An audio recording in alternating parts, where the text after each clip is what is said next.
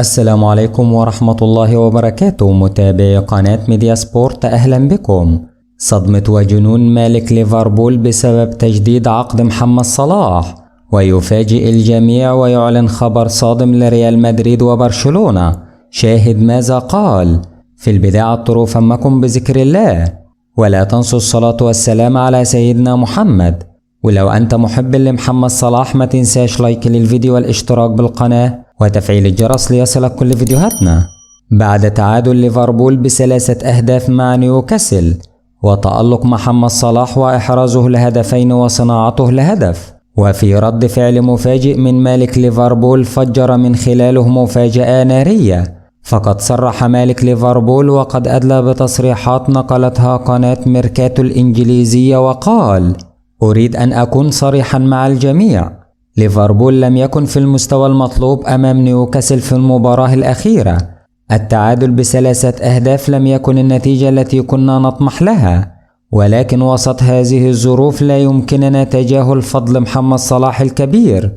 لقد سجل هدفين رائعين وصنع ثالث، وكان العنصر الحاسم الذي أنقذنا من الهزيمة. صلاح أظهر مجددا لماذا هو محل ثقتنا كمدرب وملاك نادي.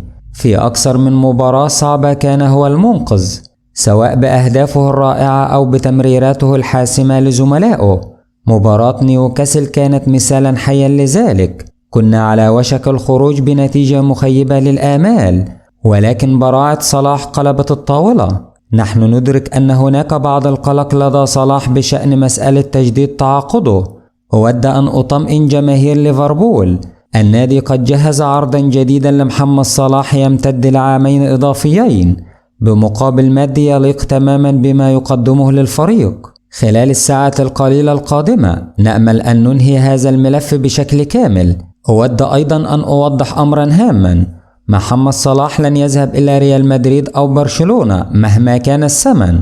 صلاح مستمر معنا ولا نرى مستقبلا لليفربول بدونه. حتى بعد اعتزاله سيكون جزءا لا يتجزأ من هذا النادي، وسيستفيد الفريق من خبراته بشكل أو بآخر.